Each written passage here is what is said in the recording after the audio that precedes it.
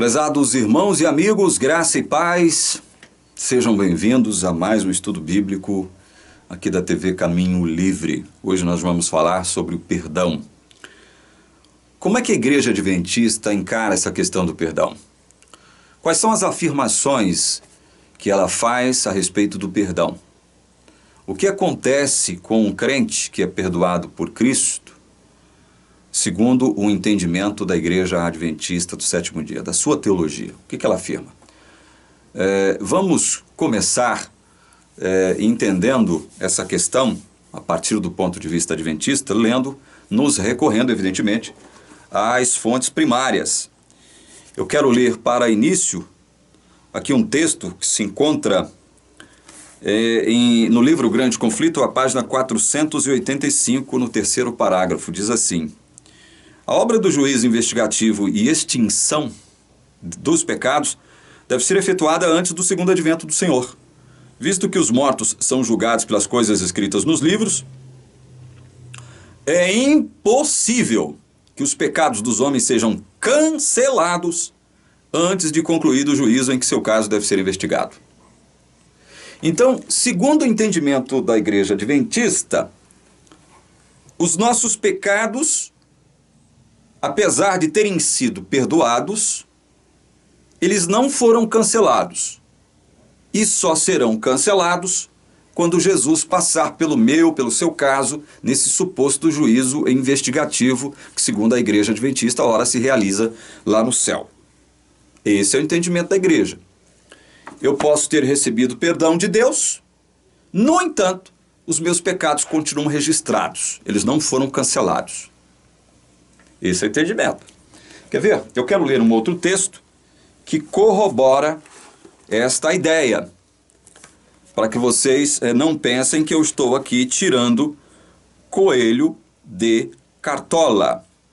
Aqui a página 314 do livro Questões sobre Doutrina, é dito o seguinte: o verdadeiro apagamento do pecado, portanto, não pode efetuar-se no momento de ser perdoado o pecado, pois olha só, atos e atitudes posteriores podem afetar a decisão final. Em vez disso, o pecado permanece no registro até que a vida termine. Com efeito, as Escrituras indicam que ele permanece até o juízo. Viram só?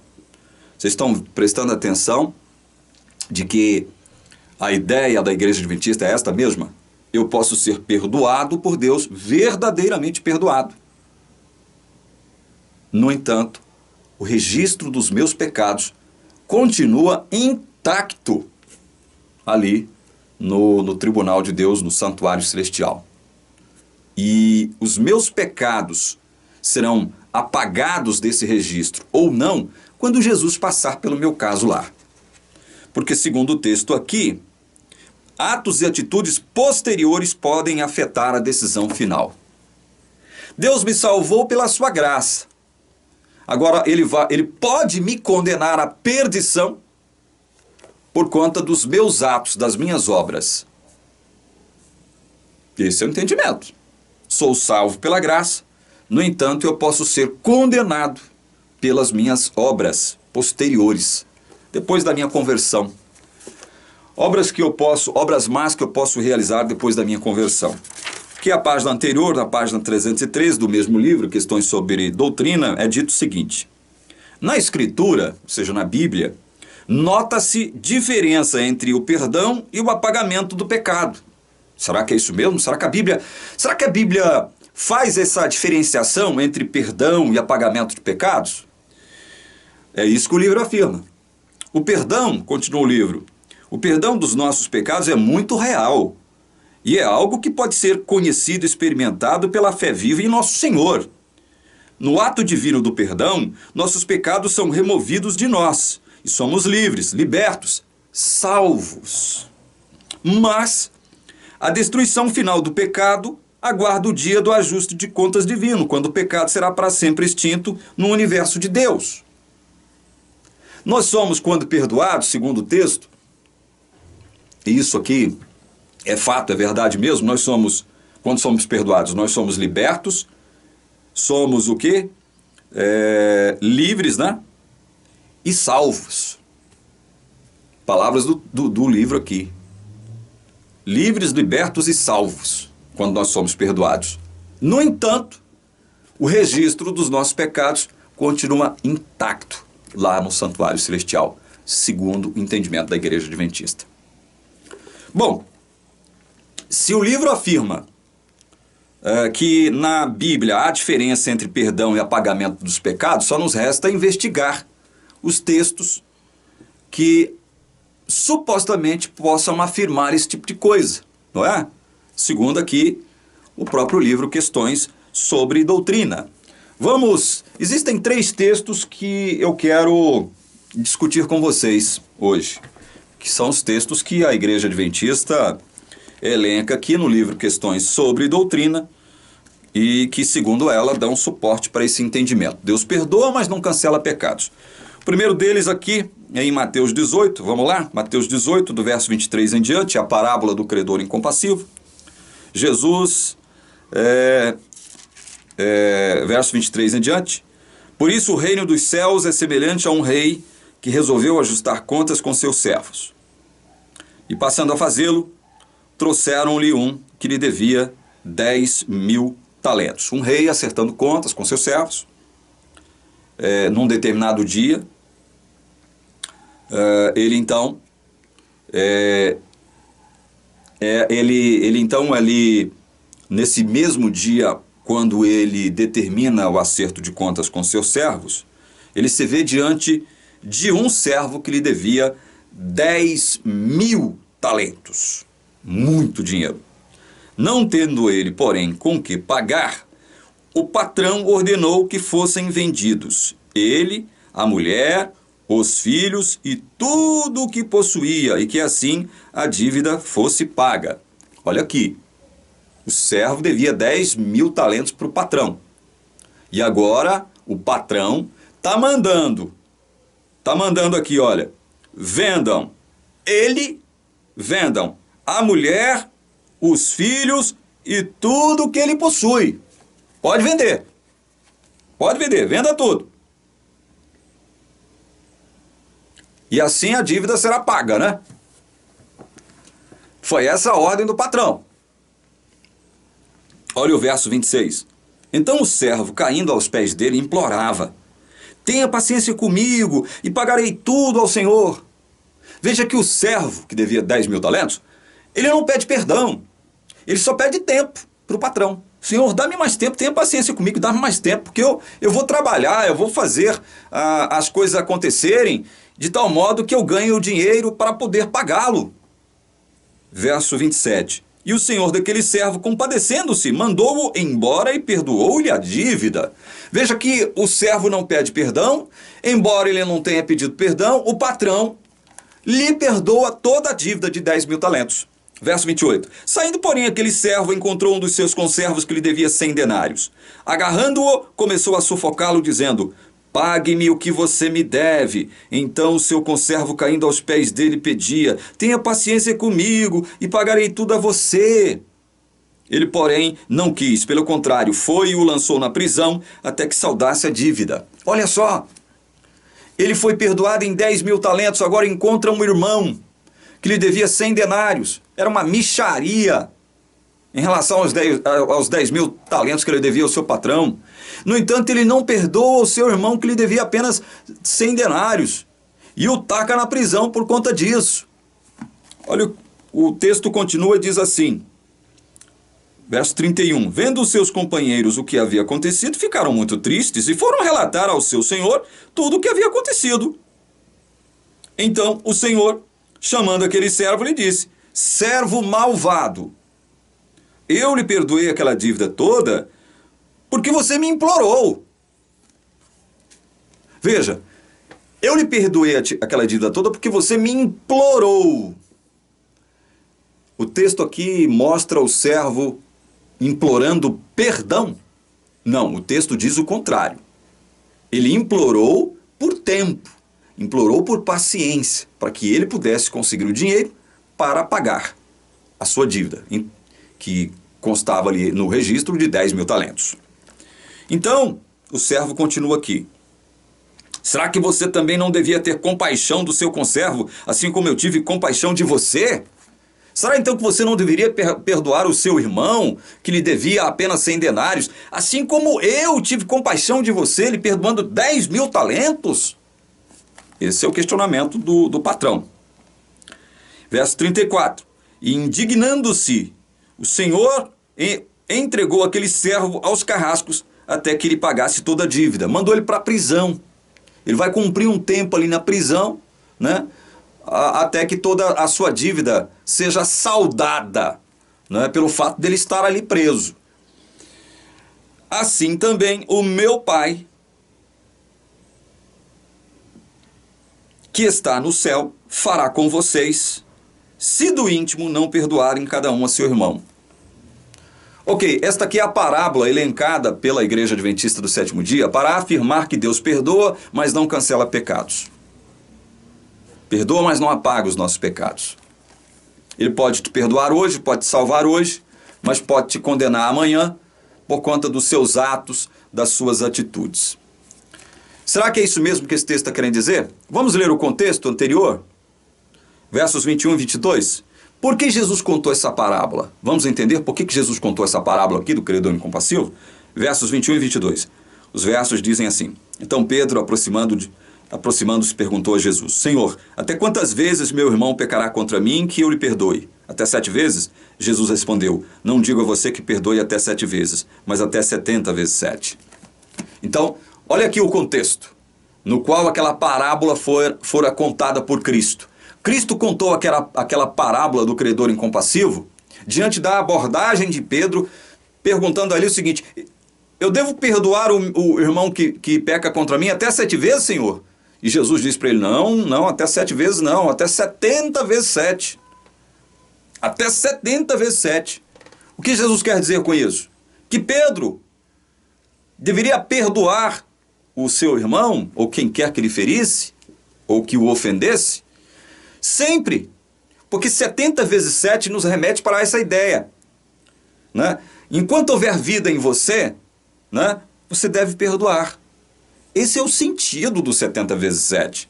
Jesus aqui não estava estabelecendo 490 como o número de vezes que nós deveríamos perdoar alguém e a partir disso não perdoar mais. Não era isso que Jesus queria dizer. Daí ele conta a parábola do credor incompassivo. Para dizer o quê? Para mostrar o quê? Para mostrar que nós devemos perdoar sempre o nosso próximo, porque a maior dívida, uma dívida monstruosa que nós tínhamos para com Deus, Deus nos perdoou.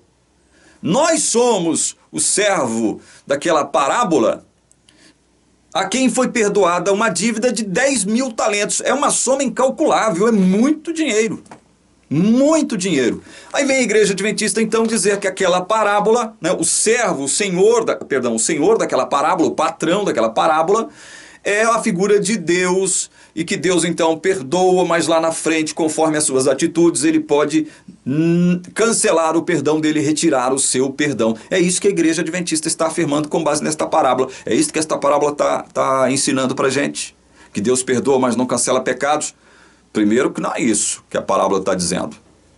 A parábola está tratando aqui de perdão em nível humano. Se Deus, que é Deus, justo e fiel que Ele é, puro, nos perdoa uma quantia enorme, ou seja, se o nosso Deus maravilhoso nos perdoou todos os nossos pecados, pagou o preço de todos os nossos pecados na cruz, por que eu, diante do meu irmão, que me deve apenas 100 denários, ou seja, é um troquinho do café, eu não vou perdoar ele por conta disso?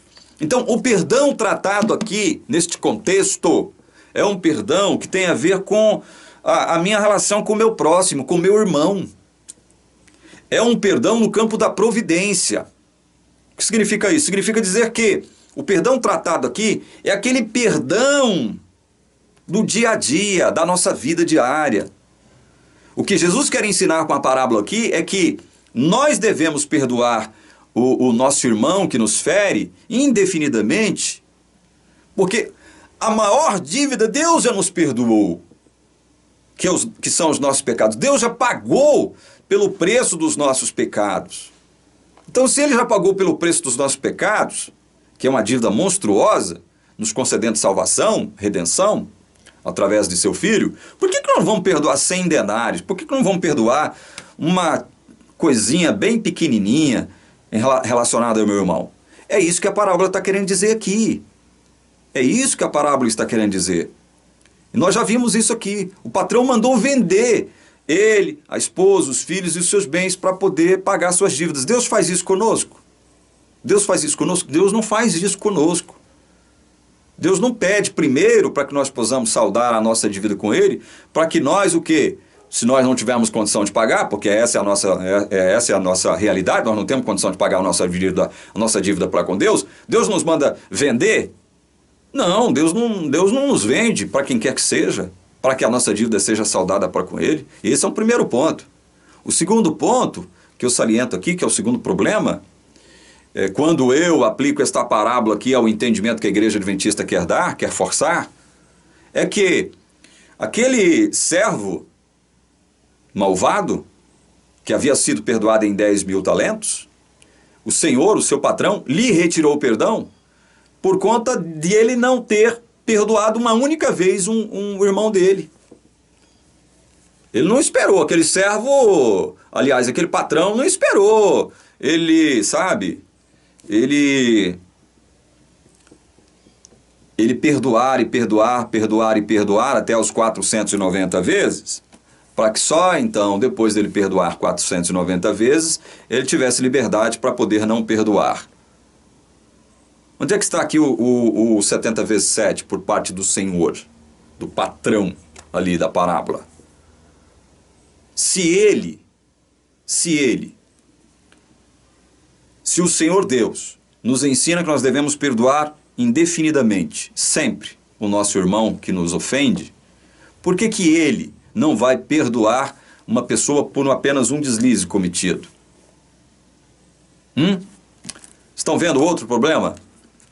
Então, esta parábola do credor incompassivo não quer dizer, não está nos ensinando que Deus concede perdão, mas que os nossos pecados ficam registrados. Não é isso que a parábola está dizendo. Essa parábola não quer dizer isso. Nós já vimos isso, tá bem claro aqui. Já discuti isso com vocês. Então nós não podemos aplicar a figura do Senhor desta parábola e atribuí-la a Deus. Olha, o Senhor desta parábola é Deus. Então quer dizer que Deus, quando Ele observa que nós não temos condições de pagar a nossa dívida para com Ele, primeiro Ele nos manda vender. Então Deus pode perdoar os nossos pecados, mesmo se a gente pedir. Porque o servo também aqui não pediu perdão, ele pediu tempo. Senhor, tenha paciência, me dá um pouquinho mais de tempo que eu vou pagar o Senhor. O servo não pediu perdão, no entanto foi perdoado. A igreja adventista aceita isso? Não, não aceita isso. Ela não aceita isso de modo nenhum. Então veja, há problemas com o entendimento da igreja adventista sobre essa questão? Há muitos problemas. Mateus 18 está ensinando então que Deus perdoa, mas não cancela pecados? Não, não é isso que Mateus 18 está ensinando. Definitivamente não é. Qual é o outro texto que a igreja adventista elenca para poder afirmar que Deus perdoa, mas não cancela pecados? Ezequiel 18, 24. Vamos lá? Mas se o justo se desviar da sua justiça e fizer maldade, fazendo as mesmas abominações que o ímpio faz, será que ele viverá? De todos os atos de justiça que praticou, nenhum será lembrado. Na sua transgressão com que transgrediu e no seu pecado que cometeu, neles morrerá. Será que Deus está ensinando para a gente aqui, em Ezequiel 18, 24, que Ele perdoa, mas não cancela pecados? É isso que Deus está falando? É isso que Deus está mostrando para a gente? Aqui em Ezequiel 18. Leamos os versos de 1 a 3, aí no início do capítulo 18, para que a gente comece a entender essa questão. A palavra do Senhor veio a mim dizendo: o que vocês querem dizer? Vocês que ficam repetindo este provérbio a respeito da terra de Israel. Os pais comeram uvas verdes e os dentes dos filhos é que se embotaram. Tão certo como eu vivo, diz o Senhor Deus, Vocês nunca mais repetirão esse provérbio em Israel. Eis que todas as pessoas são minhas, assim como a pessoa do pai, também a pessoa do filho é minha. A pessoa que pecar, essa morrerá. Então vamos começar a entender Ezequiel 18? Vamos entender aqui que Ezequiel capítulo 18 não nos quer ensinar que Deus perdoa, mas não cancela? Vamos entender por que não? Olha só, o povo de Israel estava no cativeiro babilônico. Haviam sido levados para a Babilônia de forma humilhante. Aí parte do povo de Israel estava acusando Deus de ser injusto. Deus não é justo, Deus não é reto, porque quem cometeu os pecados que nos trouxe aqui ao cativeiro babilônico foram os nossos pais. Por isso eles pronunciavam aquele provérbio. Os pais comeram uvas verdes e os dentes dos filhos é que se embotaram. Ou seja, atribuindo a culpa pelo cativeiro babilônico aos seus pais, aos seus antepassados, e não a eles mesmos. E não aos seus próprios erros, aos seus próprios pecados. Aí Deus, né, através do profeta Ezequiel, intervém na história e diz o seguinte: é isso mesmo, é? Quer dizer então que os meus caminhos não são retos, quer dizer que vocês não são culpados por estarem aqui, quer dizer que vocês são santinhos, justinhos, perfeitinhos, é? Meus caminhos não são retos, é? Eu sou injusto, é? Quer dizer que a culpa para vocês estarem no cativeiro babilônico pertence só aos pais de vocês, é? Vocês não têm culpa nenhuma, então. É por isso que eu sou injusto para vocês. Meus caminhos não são retos, é? Pois agora eu vou dizer o seguinte: vocês jamais voltarão a pronunciar esse ditado de novo, porque eu vou tratar com vocês agora segundo os caminhos de vocês. Segundo as próprias ações de vocês, eu vou tratar com vocês, vou lidar com vocês, então. Quero ver se vocês são justinhos, perfeitinhos, santinhos mesmo. Eu quero que vocês me provem que vocês não são aquilo que os seus pais foram, que vocês são diferentes dos seus pais. É esse o entendimento passado pelo texto. Qualquer pessoa que ler este texto todo, 18 aqui, e de um modo geral Ezequiel, vai entender isto. Que Deus agora passa a lidar com aquele povo segundo os seus próprios caminhos. Olha o verso 29, do verso 29 em diante, Deus, através do profeta, nos diz aqui em sua palavra: no entanto, a casa de Israel diz: o caminho do Senhor não é reto. Olha só o que eles estavam afirmando. O caminho do Senhor não é reto. Por que não é reto? Porque eles estavam acusando Deus de injustiça, porque os culpados pelo cativeiro babilônico não eram eles mesmos, mas os seus pais, os seus antepassados. Será que são os meus caminhos que não são retos, ó casa de Israel? Questiona Deus, né? Não seriam muito mais os caminhos de vocês que são tortuosos? Verso 30. Portanto, eu os julgarei cada um segundo os seus caminhos, ó casa de Israel, diz o Senhor Deus.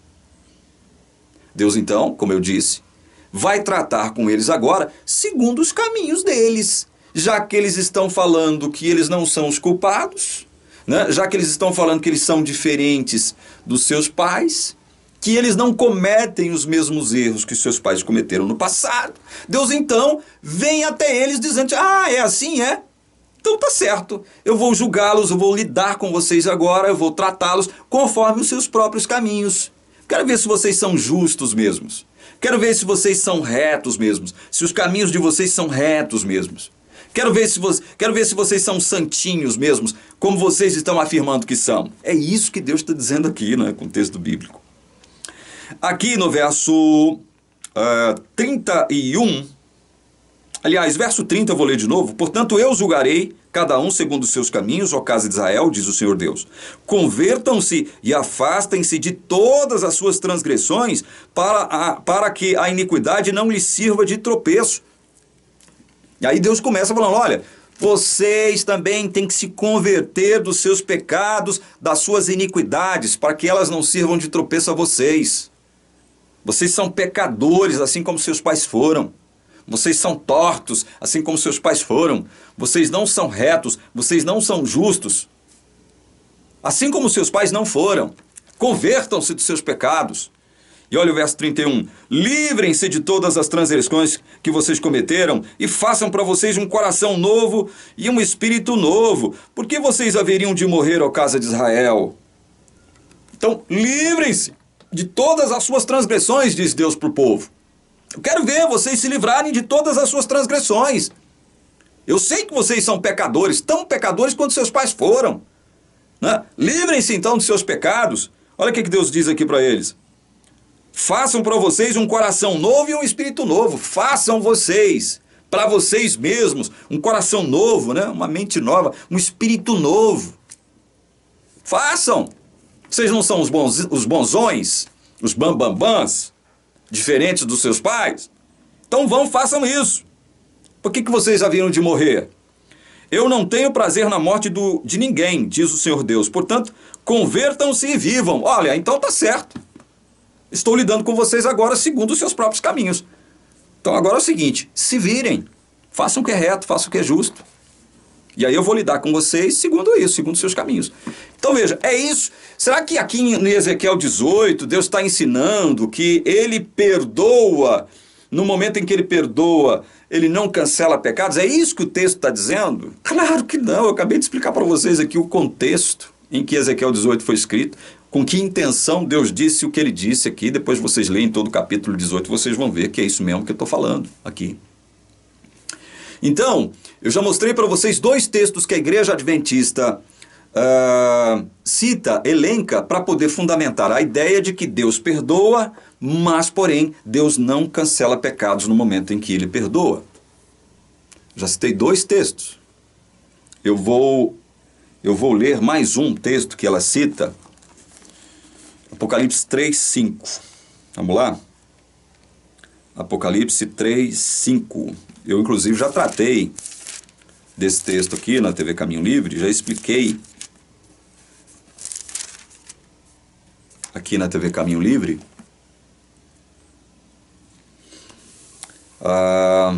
esse texto. Qual o seu sentido, qual o seu significado? É um texto que está aqui na carta, é um conteúdo da carta à Igreja de Cristo, à Igreja de Sardes, né? E Jesus diz assim, no versículo 5 de Apocalipse 3, o vencedor será assim vestido de branco, e de modo nenhum apagarei o seu nome do livro da vida. Pelo contrário, confessarei o seu nome diante de meu Pai e diante dos seus anjos. Quem tem ouvidos, ouça o que o Espírito diz às igrejas. O vencedor será assim vestido de branco, e de modo nenhum apagarei o seu nome do livro da vida.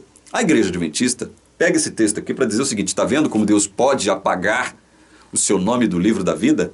Está vendo como o seu nome pode ser apagado do livro da vida? Primeiro, o que o texto está dizendo é justamente o contrário. O texto não está afirmando que o seu nome será ou poderá ser apagado do livro da vida. Não é isso. Primeiro, antes de tudo, não é isso que o texto está dizendo. O texto está dizendo o contrário. Deus está dizendo que o nome do vencedor não será apagado de modo nenhum do livro da vida. Então, a primeira coisa que tem que ficar clara aqui é o seguinte, o texto não está afirmando que Deus pode apagar os nomes do livro da vida. O que o texto está afirmando é o seguinte, olha, o vencedor, ou seja, a batalha acabou, a luta acabou, alguém saiu vencedor. Para este que saiu vencedor estão reservados vestidos brancos e a promessa de que seu nome jamais será apagado no livro da vida. Houve a batalha, houve a luta, alguém saiu-se vencedor. Então veja, isso aqui não tem nada a ver com a nossa vida diária. Isso aqui não tem nada a ver com o dia a dia da nossa vida. O texto quer dizer que no findar de tudo, quando a batalha estiver terminada, porque só há vencedor numa luta quando essa luta termina. E aí o árbitro determina, olha, houve um perdedor e houve aqui um vencedor, não é? Vencedor só é declarado vencedor quando a luta termina. Enquanto a luta não termina, não há nem perdedor e nem vencedor, há uma luta, estão travando ali. Mas o que Deus quer dizer é o seguinte, no final de tudo, quando a luta se acabar, quando a guerra acabar, quando o conflito acabar, haverá um vencedor. E a promessa que eu faço para esse vencedor é que o seu nome continuará sempre no livro da vida. É isso que o texto está querendo dizer. O texto aqui não está querendo ensinar que Deus perdoa, mas não cancela pecados, não. Não é isso que o texto está querendo dizer aqui, não, igreja adventista. Teólogos adventistas do sétimo dia. Não é isso que o texto está dizendo aqui, não. Vocês estão, mais uma vez, equivocados com a hermenêutica de vocês. Com essa hermenêutica doente, equivocada que vocês praticam em relação a esses textos aqui, para poderem afirmar que Deus perdoa, sim, mas não cancela pecados. Eu quero ler um outro texto aqui para mostrar para vocês por que a igreja adventista tem essa ideia de que Deus perdoa, mas não cancela pecados. De onde saiu essa ideia, né? O livro Sacerdócio Expiatório de Jesus Cristo, de Frank Holbrook, um dos mais proeminentes teólogos da igreja, vai responder isso para a gente aqui na página 115. Transferência de pecado e responsabilidade. Aqui no segundo parágrafo tem um trecho que diz assim: o sangue de uma oferta pelo pecado, sobre o qual os pecados de uma pessoa ou da congregação haviam sido confessados, parece ter dupla função nos ritos típicos. 1. Obtinha perdão para o pecador, o povo arrependido. 2. Transferia os pecados confessados e a responsabilidade para o santuário. Assim, a expiação pela mediação sacerdotal no santuário típico prefigurava mais do que um mero perdão ou absolvição de pecados. Parte do processo sacerdotal tratava de outro aspecto do plano da salvação, a definitiva erradicação do pecado. Você viu aqui, não sei se você entendeu, mas Frank Holbrook está dizendo que o sangue, aquele sangue que era utilizado na mediação ali nos serviços típicos do santuário celestial, o sangue do animal que morria, ele parece possuir duas funções. A primeira era obter o perdão para o pecador arrependido, ou o povo arrependido. E a segunda era a transferência dos pecados confessados e a responsabilidade para o santuário. Viu só? É por isso que a igreja adventista afirma para os quatro cantos do mundo que quando Deus perdoa, ele perdoa, mas ele não cancela pecados. Com base no quê? Com base nos serviços típicos do santuário. Porque para a igreja adventista do sétimo dia, quando o pecador, suponhamos eu, pequei, levo lá um animalzinho, confesso os meus pecados sobre a cabeça do animalzinho. O animal é morto. O sacerdote pega o sangue do animal, que é símbolo de Cristo, e passa lá nas pontas do altar. Segundo o entendimento da igreja adventista, essa ação de pegar o sangue do animal que foi morto e passar lá no santuário, significa transferência de pecados do animal, que era símbolo de Cristo, para o santuário. É isso. Eu confessava os meus pecados para o animal, símbolo de Cristo. Confessei meus pecados. Meus pecados então agora estão sobre Cristo. O animal era morto. E o sangue desse animal, símbolo de Cristo, era passado nas pontas do altar ali de sacrifício. Isso para a igreja adventista significa transferência de pecados. O que houve ali foi uma transferência dos pecados. Os meus pecados confessados para Cristo, o animalzinho, o animal que era morto, e consequentemente de Cristo para o santuário. Ou seja, então, o que profanava o santuário, conspurcava o santuário, poluía o santuário, contaminava o santuário, em outras palavras, era o sangue típico de Cristo. O sangue do próprio Cristo contamina o santuário. É por isso que Deus perdoou o pecador que matou o cordeirinho e confessou os pecados sobre o animal. Mas, no entanto, o registro dos seus pecados continua lá no santuário. E isto segundo o entendimento da igreja adventista. Quando a Bíblia afirma categoricamente, eu vou ler aqui um texto, apenas um, porque o nosso escopo aqui não é esse, é mostrar para vocês que a igreja adventista está equivocada com essa afirmação. A Bíblia afirma aqui, eu só vou ler um texto, tá? Está em vários. A Bíblia afirma aqui em 1 João, capítulo 1, verso 7, o seguinte: se andarmos na luz como ele está na luz, mantemos comunhão uns com os outros. E o sangue de Jesus, seu Filho, nos purifica de todo pecado. sangue de Jesus, seu Filho, nos purifica de todo pecado. O sangue, na Bíblia, o sangue purifica.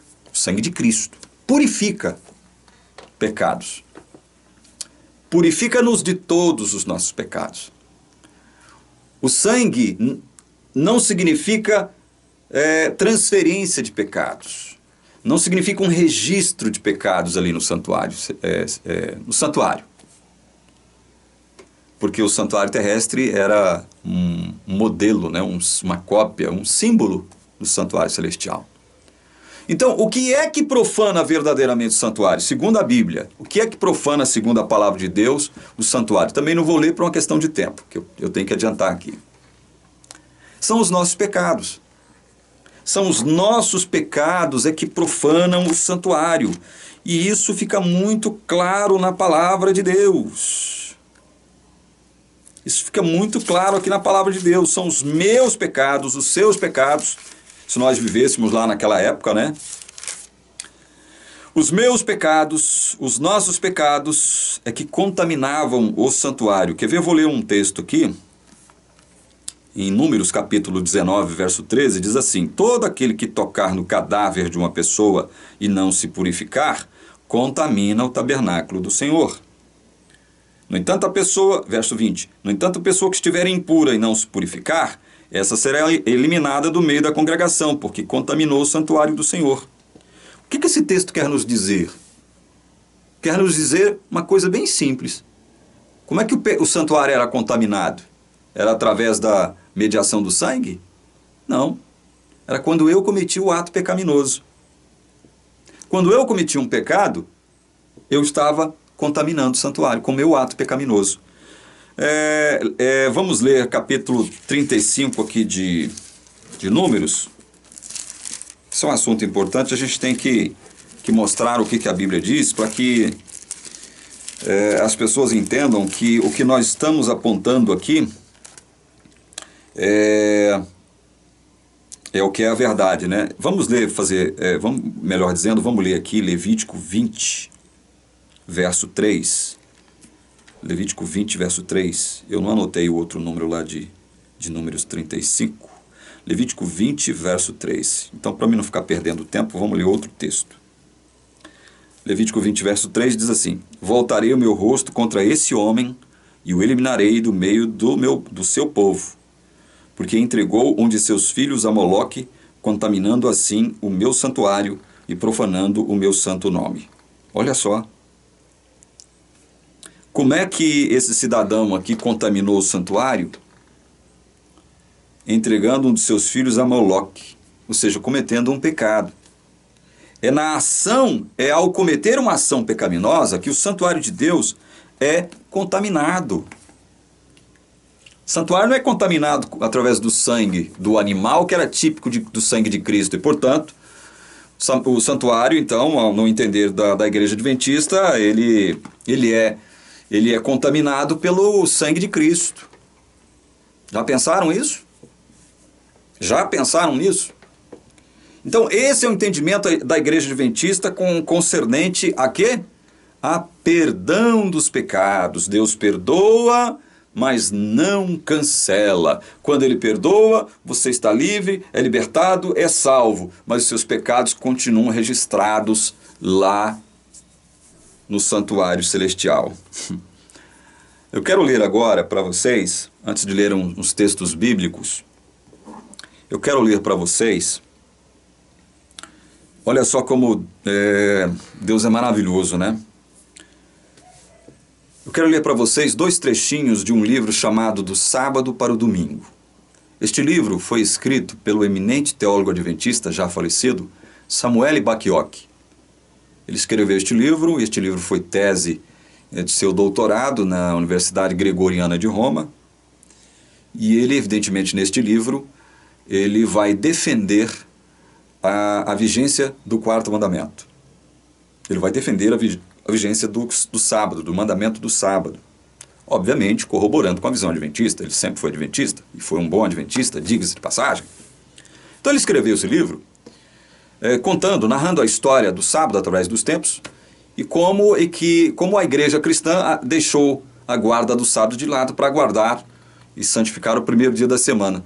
Ele fala sobre esses assuntos, sobre esse assunto especificamente, né? Obviamente defendendo a guarda do sábado, a vigência do sábado. Só que, aqui, na página 208 e 209 do seu livro, Samuel Bacchiocchi, comentando um texto de Paulo aos Colossenses, que nós vamos ler agora, ele faz algumas afirmações que são afirmações chocantes a respeito desse entendimento que eu passei agora para vocês da Igreja Adventista, que afirma que Deus perdoa, mas Ele não cancela os pecados, Ele não apaga os nossos pecados, Ele não destrói o registro dos nossos pecados. Esse registro continua lá no santuário celestial e só será destruído ou não quando Jesus passar pelo nosso caso ali. É isso que a igreja afirma. Bacchiocchi não vai concordar com essa afirmação. Primeiro vamos ler o texto que ele comenta, para que vocês entendam o que Samuel Bacchiocchi quer dizer aqui. Vamos lá para Colossenses, capítulo 2. Colossenses, capítulo 2. Vamos ler o verso 13 e o verso 14, tá? Para a gente ganhar tempo. Versos 13 e 14. E quando vocês estavam mortos nos seus pecados e na incircuncisão da carne, Ele lhes deu vida juntamente com Cristo, perdoando todos os nossos pecados, cancelando o escrito de dívida que era contra nós e que constava de ordenanças, o qual nos era prejudicial, removeu-o inteiramente, cravando-o na cruz. Maravilha esse texto aqui. Samuel Bacchiocchi, eminente teólogo adventista, comentando este texto aqui, ele diz o seguinte: o que Paulo está dizendo então, com esta metáfora ousada, escrito de dívida, ou keirografon, é o texto grego, é que Deus tem tirado, removido e cravado na cruz, por intermédio do corpo de Cristo, o qual em certo sentido representa a culpa da humanidade, o keirografon, o instrumento para a lembrança do pecado. O que ele está afirmando aqui então? Que Cristo cravou, removeu, tirou lá na cruz esse registro da nossa culpa, o instrumento para a lembrança dos nossos pecados. É isso que Samuel Bacchiocchi está dizendo aqui, confirmando aqui, que isso foi feito onde? Quando? Na cruz, por Cristo. O registro, a lembrança dos nossos pecados foi apagada ali. Olha o que ele continua dizendo.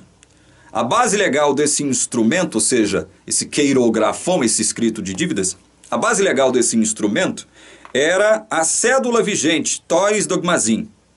Porém, o que Deus destruiu na cruz não foi a base legal, a lei, para nosso embaraço no pecado, mas o registro escrito de nossos pecados. Olha só, gente. O que Deus destruiu na cruz não foi a lei, mas o registro escrito dos nossos pecados. Esse registro escrito dos nossos pecados, segundo Samuel Bacchiocchi, eminente adventista do sétimo dia, foi destruído na cruz.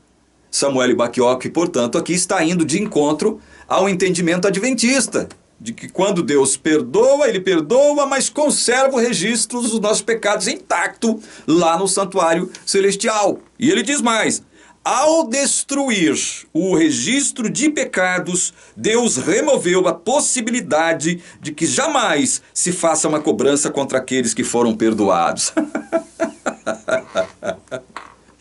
Ah, meu Deus do céu, como é maravilhoso, né? Como é bom a gente estudar.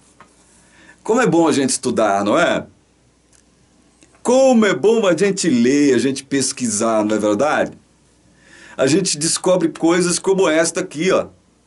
E eu estou lendo o livro do Bacchiocchi, do sábado para o domingo, Porque, evidentemente, nesses últimos vídeos que eu fiz, os últimos dois, eu tenho tratado da questão do sábado. Voltei a tratar desse assunto. E quero gravar mais um vídeo, quem sabe dois, não sei, sobre essa questão do sábado. Então, eu estou revendo, né, alguns livros, alguns materiais, para mim voltar a tratar dessa questão do sábado, por um outro aspecto, de um outro modo, por um outro prisma. Aí eu dou de cara com esta afirmação do grande Samuel Bacchiocchi.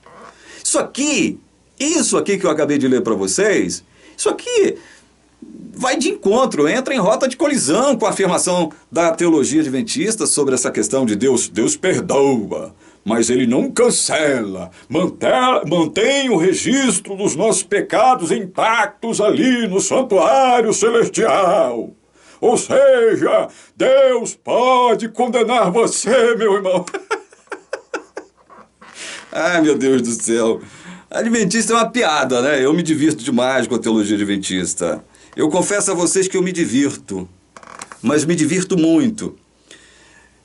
E para terminar aqui este vídeo, eu vou continuar falando sobre esse assunto perdão num outro vídeo, mas para terminar eu gostaria de ler aqui mais um trecho do livro de Samuel Bacchiocchi, aqui na página 209, onde ele diz assim: Paulo está reafirmando, comentando esse texto que nós lemos aqui em Colossenses 2, do verso 13 até o verso 17, né? Paulo está reafirmando a plenitude do perdão de Deus provido por Cristo na cruz. Plenitude do perdão provido por Cristo na cruz. Ao destruir a evidência de nossos pecados, olha, ao destruir a evidência de nossos pecados, Deus também desarmou os principados e potestades, uma vez que não é mais possível que funcionem como acusadores dos irmãos. Não há necessidade, portanto, de os cristãos se sentirem incompletos e buscarem participar na plenitude da divindade por intermédio de regulamentos. Aqueles que através do batismo morreram e foram vivificados em Cristo, podem agora viver na certeza de sua redenção e perdão. Portanto, os poderes e principados não mais precisam preocupá-los. Olha só. Palavras maravilhosas aqui do Samuel Bacchiocchi, do seu livro do Sábado para Domingo, página 209. E ele então confirma mais uma vez aqui, que houve o quê? A destruição da evidência dos nossos pecados na cruz. Ele afirma aqui, aqueles que através do batismo morreram e foram vivificados em Cristo, podem agora viver na certeza de sua redenção e perdão. Podem ter a certeza de sua redenção e do seu perdão. Por quê? A evidência dos nossos pecados, o registro dos nossos pecados, ele afirma categoricamente aqui, no seu livro, foram pregados lá na cruz. Foram destruídos na cruz, Isto choca-se. Samuel Bacchiocchi está em rota de colisão com a teologia adventista, especialmente com Ellen White, que condena a certeza da salvação. Para a igreja adventista, certeza de salvação é algo perigoso. Ninguém pode afirmar que está salvo, porque isto constitui um perigo, né? Irmãos, eu vou continuar a tratar dessa questão num outro vídeo. Eu só quero ler mais alguns textos agora da Bíblia,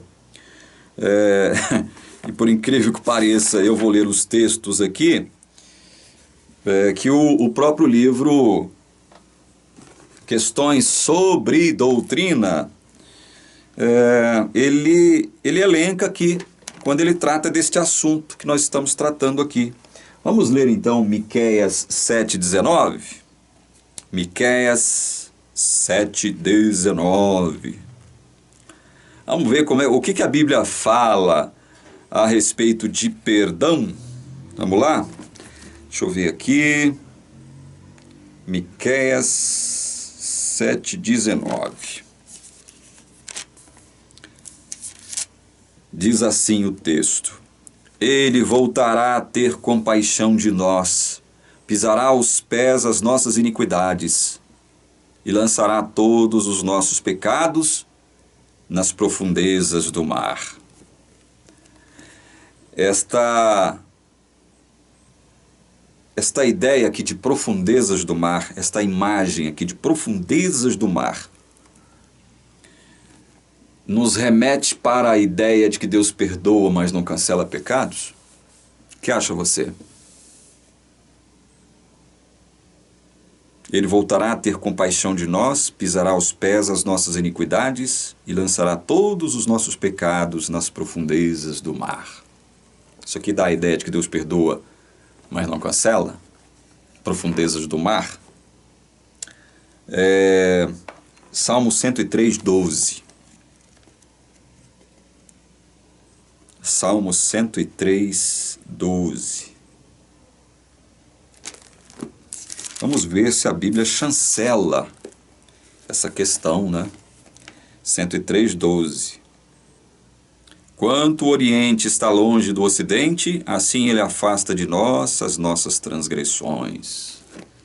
Isso aqui também dá a ideia de que Deus perdoa, mas não cancela pecados? Dá? Esse texto aqui dá essa ideia? Responda você. Responda você. Jeremias 31, 34. Abra aí, Jeremias 31, 34. Aqui na TV Caminho Livre, a gente lê a Bíblia com liberdade, querendo saber o que a Bíblia verdadeiramente diz, não importando o que as denominações digam. Jeremias 31, 34 diz assim: Não ensinará jamais cada um ao seu próximo, nem cada um ao seu irmão, dizendo: Conheça o Senhor. Porque todos me conhecerão, desde o menor até o maior deles, diz o Senhor. Pois perdoarei as suas iniquidades e dos seus pecados jamais me lembrarei. Isso aqui também dá a ideia de que Deus perdoa, mas não cancela. Perdoa pecados, mas não os apaga, os seus registros. Conserva intactos os registros do nosso pecado. Esse texto aqui também transmite essa ideia? O que acha você?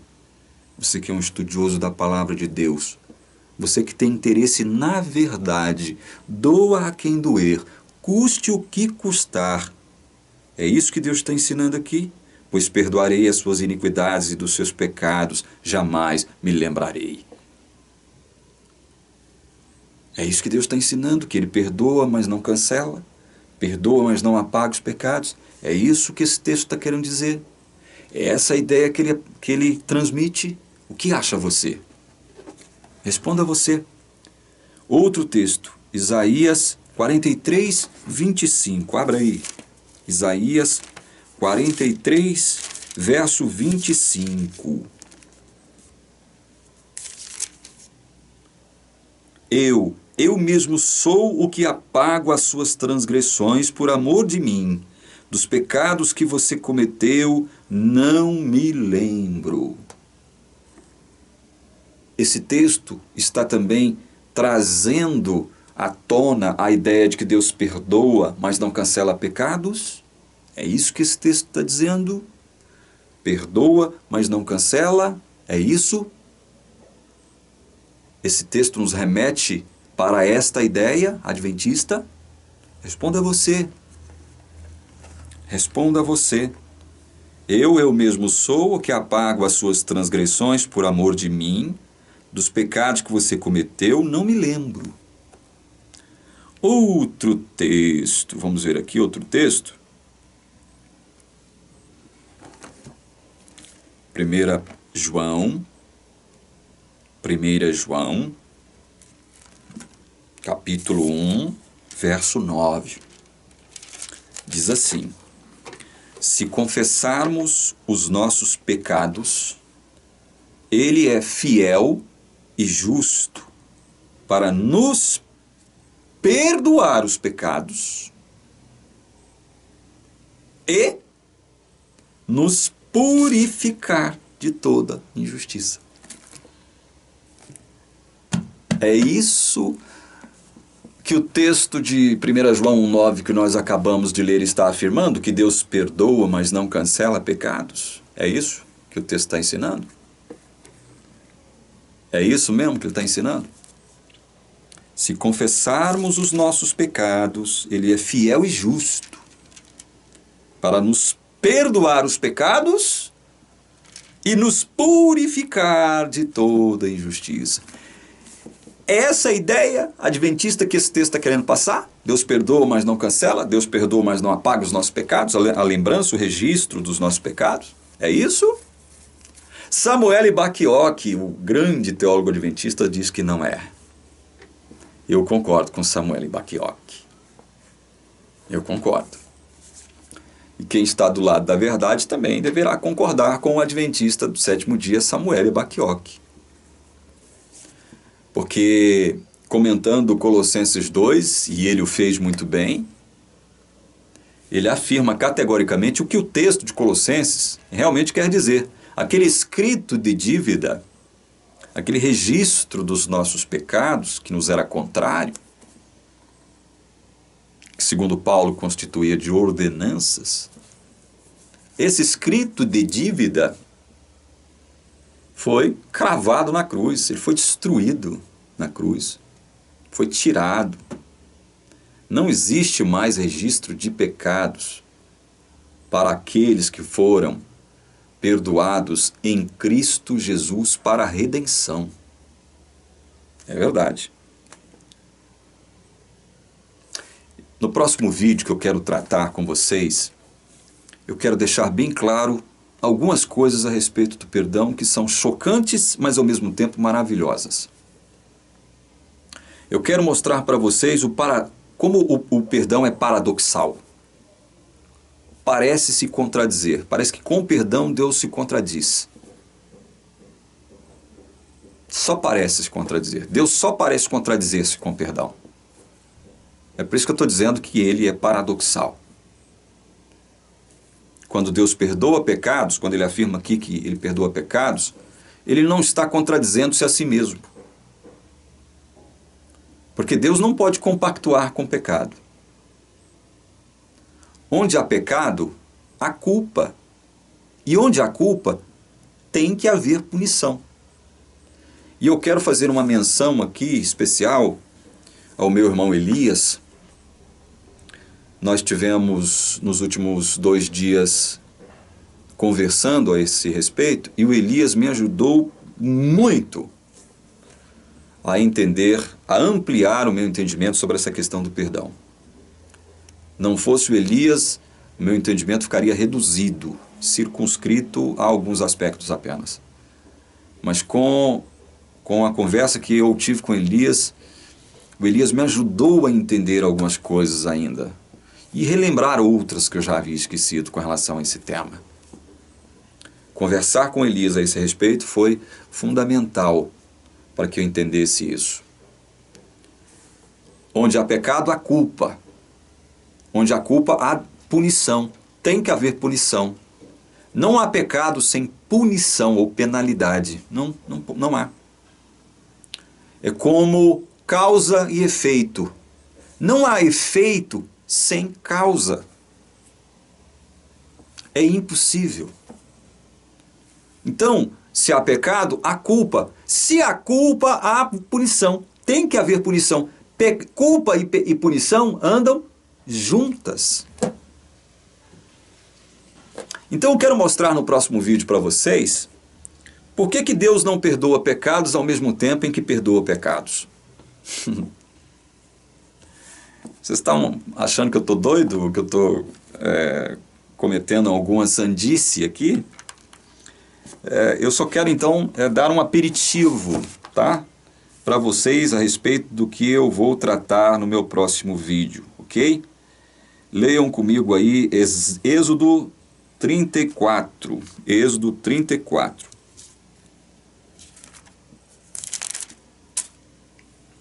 Versos 6 e 7. O Senhor diz assim: o Senhor passou diante de Moisés e proclamou: o Senhor Deus compassivo e bondoso, tardio em irar-se e grande em misericórdia e fidelidade, que guarda a misericórdia em 1000 gerações, que perdoa a maldade, a transgressão e o pecado, ainda que não inocente o culpado, e visita a iniquidade dos pais nos filhos e nos filhos dos filhos, até a 3ª e 4ª geração.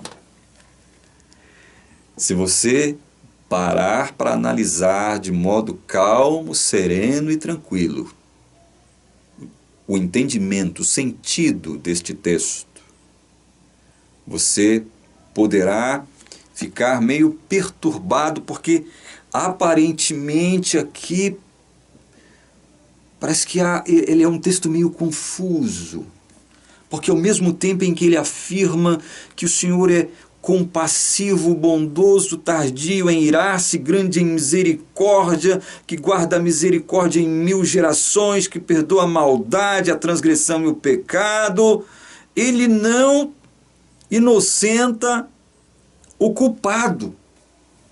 Mas como ele não inocenta o culpado se ele perdoa os pecados desse culpado?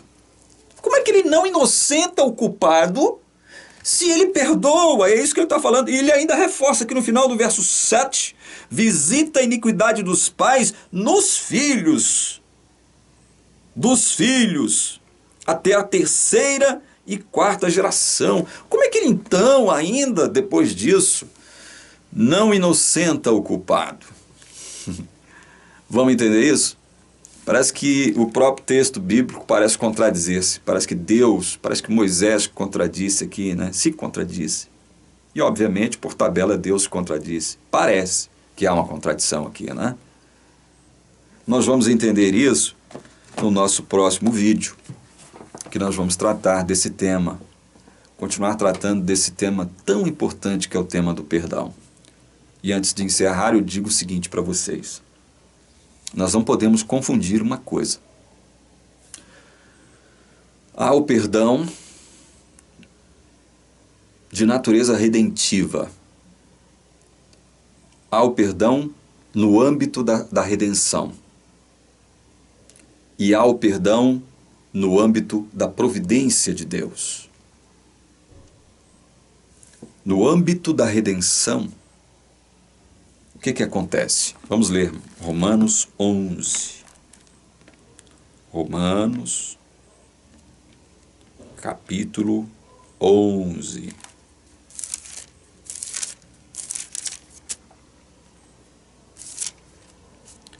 Veja só, Romanos capítulo 11, verso 29. Porque os dons e a vocação de Deus são irrevogáveis. Quando Deus perdoa, Ele não revoga o seu perdão. Perdão é um dom de Deus. Quando Deus perdoa, Ele não revoga o seu perdão. Porque Paulo está tratando aqui do perdão no âmbito da redenção.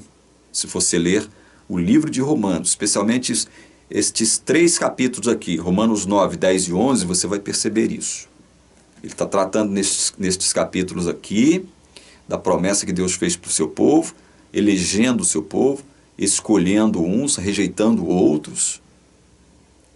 Paulo está falando aqui disso e está falando o seguinte, olha, os dons e a vocação de Deus são irrevogáveis. Quando Deus os concede, tanto o dom do perdão, quanto o dom do chamado eficaz, aquele chamado efetivo que Deus faz para os seus filhos, para os eleitos, estes dons são irrevogáveis. Deus não os cancela. Por que não os cancela? Porque é feito com base na graça dele. É feito com base nele mesmo. Lembram-se do texto de 1 João 1,9 que nós lemos aqui? Ele é fiel e justo para nos perdoar os pecados. Ele perdoa os nossos pecados não com base na minha fidelidade e na minha justiça. mas na sua fidelidade e na sua justiça. É bom deixar isso bem claro. Deus é fiel e Deus é justo. É por isso que Ele perdoa pecados. E não porque eu sou fiel e não porque eu sou justo. Não porque eu seja fiel, não porque eu seja justo. Não é com base na minha suposta fidelidade, na minha suposta justiça que Ele perdoa pecados. Ele perdoa pecados com base na sua fidelidade, na sua justiça. E os seus dons, como diz Romanos, são irrevogáveis. No campo da redenção, o perdão de Deus é irrevogável. Assim como o perdão de Deus também é irrevogável no campo da providência. Agora, eu estou fazendo questão de deixar bem claro uma coisa para vocês. Bem claro. A maioria dos textos concernentes a perdão aqui na Bíblia são textos que descrevem o perdão relacional. É o perdão entre eu e o meu irmão, entre o meu irmão e eu. É o perdão no âmbito horizontal, é o perdão no âmbito da providência divina, porque a providência divina lida com a nossa vida aqui, com a realidade da nossa vida, com as nossas ações, com as nossas decisões, com os nossos atos. A providência divina lida diretamente com essas coisas. Portanto, quando João, ali nas suas epístolas, fala sobre essa questão do perdão, ele está tratando do perdão no âmbito humano, no âmbito comunitário. Evidentemente lançando mão da ideia de que nós, no campo da redenção, já fomos irrevogavelmente perdoados por Deus. Não há possibilidade mais de Deus revogar o seu perdão, porque aquele escrito de dívida que era contra nós foi cravado e destruído na cruz. Não há mais a possibilidade de Deus nos condenar. Nenhuma condenação há para os que estão em Cristo Jesus. Nenhuma condenação há para os que estão em Cristo Jesus. Nenhuma condenação há, não é porque eu seja justo e seja fiel. A Deus não. Nenhuma condenação há, não é porque eu seja santo, impecável, incaível, infalível. Não. Então nós temos que deixar entendido isso. E é sobre isso que eu vou tratar com vocês no próximo vídeo aqui da TV Caminho Livre. Vamos continuar falando sobre o perdão. Hoje, portanto, vocês viram como mais uma afirmação, mais um entendimento da Igreja Adventista sobre essa questão do perdão foi por água abaixo. Foi detonado, inclusive por um grande teólogo adventista do sétimo dia, que foi Samuel Bacchiocchi, já falecido. É isso mesmo. Irmãos, nós estamos aqui do lado da verdade. Nós não estamos defendendo aqui igreja A, igreja B, igreja C. Aquilo que a Bíblia afirmar que é a verdade, nós vamos aceitar. Por isso que é bom ser livre. Não ter nenhum tipo de cabresto, nenhum tipo de julgo, nenhuma canga, né? Que nos direcione, que nos tire a nossa liberdade.